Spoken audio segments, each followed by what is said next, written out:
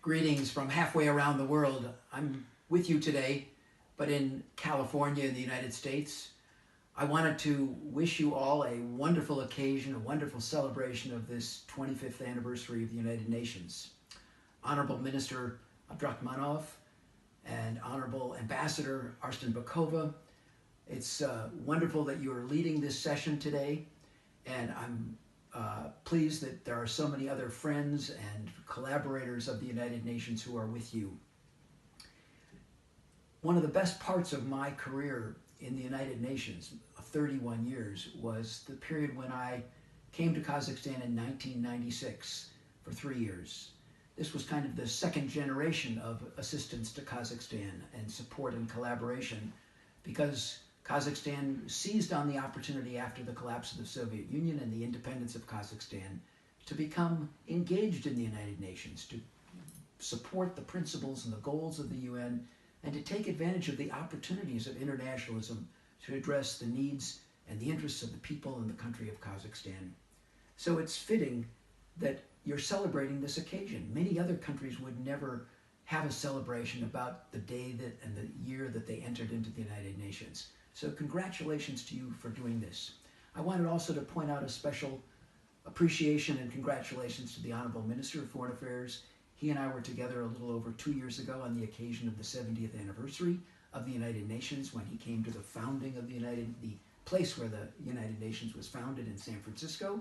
And subsequent to that, Kazakhstan was elected to the Security Council, a big triumph that was well deserved based on Kazakhstan's appreciation by other countries of the world who value the positions and the leadership to support UN principles. Let me recall briefly that there were many, many highlights of the period when I was in Kazakhstan, and I wanted to share with you just a few. First of all, the staff were outstanding. The local staff contributed to all the UN agencies. Secondly, the government, starting with the president and the ministries and all the collaborators, were serious, pragmatic about working with the United Nations. Finally, all the agencies found it was such a good place to operate that some of the regional programs expanded when they were in Kazakhstan.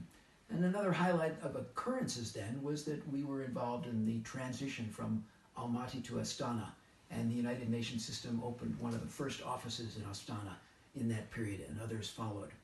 Let me highlight then just a couple of the programs and projects that were highlights of that period.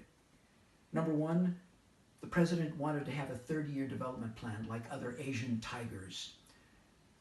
The United Nations was asked to provide international assistance of other countries, including some of those tigers, who could come in and support the government and its economic specialists and its ministries to develop the plan. This has been followed up beautifully by the country and the president as a kind of a beacon of how to improve the country in the future. Secondly, Semipalatinsk and the consequences of nuclear testing. There was a big program, 3 resolutions supported unanimously by the United Nations. Our offices and the United Nations offices in Kazakhstan were involved in the follow-up, the generation of funding, and the donor conference that took place in Japan in that period. Thirdly, there was coordination among all the UN agencies at that time and with many NGOs and other partners to work on health and building up the capacities for health and reproductive health and combat HIV/AIDS. Fourthly, the ARLC program was a regional initiative where the UN was involved. And finally, the government took some steps to strengthen its capacity to carry out reforms and strengthen how the government could function under a relatively new system. One of those was to strengthen the parliament. Technical assistance was provided. A second one was to support the Human Rights Commission and to have it function appropriately in the country. A third one was to support the establishment of a women's ministry, and all the UN organizations and donors got involved in cooperating with the country. And finally, a very bold one was to combat corruption.